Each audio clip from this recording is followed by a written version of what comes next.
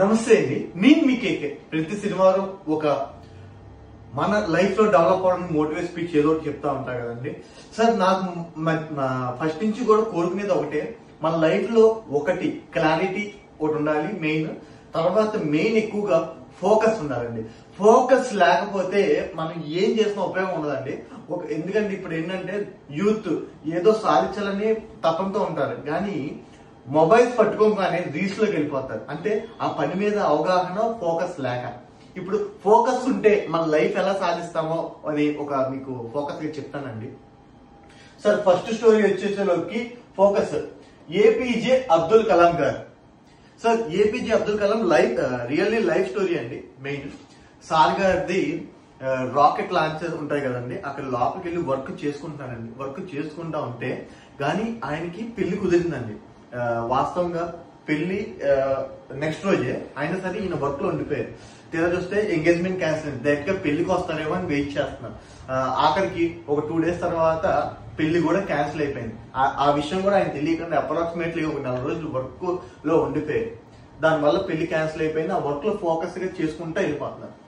ఒక news reporter వచ్చి అడిగారు, అబ్దుల్ కలాం గారు మీరు వాస్తవంగా పెళ్లి మీ లైఫ్ లో పెళ్లి అవ్వలేదు, క్యాన్సిల్ అయిపోయింది, ఓ పక్క రాకెట్ లాంచర్లు అక్కడ ఉండిపోయారు, దీనివల్ల ఏంటండి?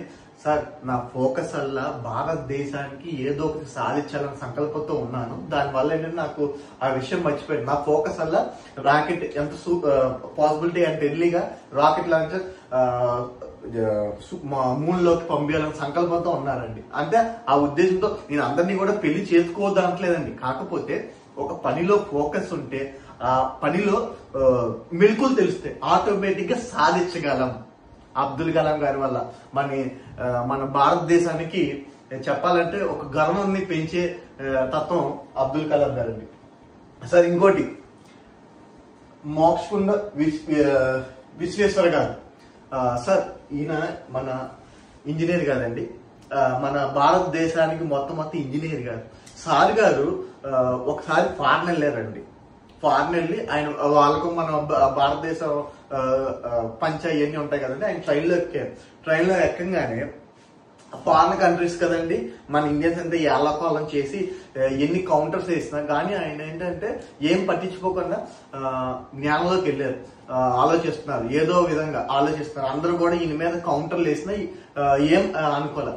కానీ కొంతసేపటికి మోక్షగుండ విశ్వేశ్వర గారు, నాకు నోరు తిరగట్లేదండి, ఆయన ఏమన్నారంటే వెంటనే ట్రైన్ ఆపండి అంటే ఎదురుగా ఉన్న వాళ్ళు నవ్వుకున్నారు, ఏంటి ఇలా చెప్తున్నారు అని. అంటే వాళ్ళ భాష అలా ఉందండి.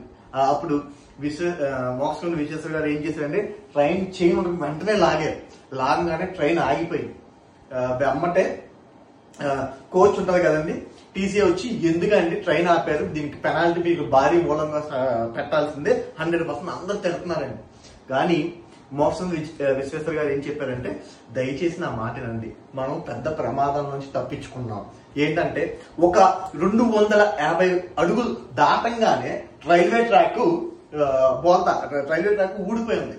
అంటే ఆయన వెంటనే ఇది ఎలా గమనించారని ట్రైన్ టీసీ అడిగితే ట్రైన్ డ్రైవర్, సార్ నేను రైలు ఒక చైన్ శబ్దం బట్టి నాకు అర్థమైంది అక్కడ ట్రాక్ తప్పడిపోయింది అనేది నాకు అవగాహన. ఏంటి ఇంజిన్ లో సౌండ్ల ప్రకారం. అంటే ఆయన అంత ఫోకస్డ్ గా ఉండి ఆ ట్రైన్ లో వెళ్తున్నప్పుడు ట్రైన్ శబ్దంలో తేడా వచ్చింది, అక్కడ ఏదో ప్రమాదం ఉంది అని ట్రైన్ ఆపారండి. అక్కడ ఎంతో మందికి దానికి అప్రిషియేషన్ ఇచ్చారు, చాలా అవార్డ్స్ వచ్చినాయండి ఆయనకి. అంటే ఇక్కడ ఆయన ఒక పనిలో ఫోకస్ అలా పర్టికులర్ గా ఉండడం వల్ల మా ఊళ్ళకి కూడా అదే చెప్తానండి, ఫోకస్ గా ఉంటే ఏ పనైనా సాధించింది. వాస్తవంగా వాళ్ళ నాకు ఒంట్లో బాగాలేదండి, కానీ ఫోకస్ గా ఉన్నా ఏదో రకంగా నేను వాళ్ళ స్పీచ్ ఇవ్వాల్సిందే ఆ ఉద్దేశంతో.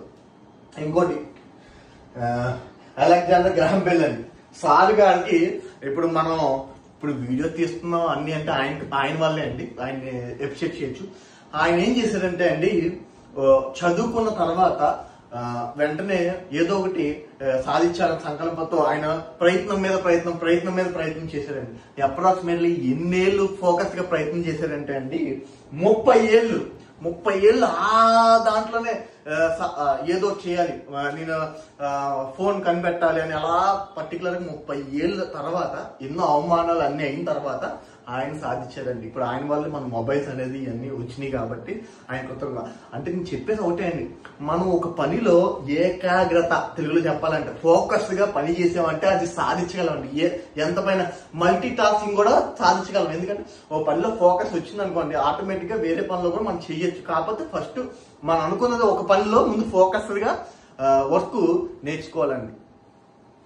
అలాగే నేను చెప్పేది యూత్ కి అందరికి ఒకటే అండి, మొబైల్స్ లో రీల్స్ చూడడం కాదండి, కానీ మన తల్లిదండ్రులు మనకి ఎంతో చేశారు. వాళ్ళకి మనం వాళ్ళ కోరుకునేది ఒకటే, మంచిగా చదువుకోవాలి. బిజినెస్ పీపుల్స్ అయితే ఇంట్లో వాళ్ళు ఏమనుకుంటారు, మంచిగా వ్యాపారం చేయాలి. టైం దొరికినప్పుడల్లా బిజినెస్ ఎలా డెవలప్ చేసుకుని సంకల్పంతో ముందుకెళ్తే ఆటోమేటిక్ గా యూత్ గానీ అందరూ కూడా హ్యూమన్ లైఫ్ అనేది సాధించగలండి. థ్యాంక్ యూ అండి. దిస్ ఇస్ కేకే. ఇవాళ చెప్పేది ఒకటే అండి, ఫోకస్ గా ఉండండి, 100% మీ లైఫ్ అనేది సాధించగలం. థ్యాంక్ యూ అండి. This is KK.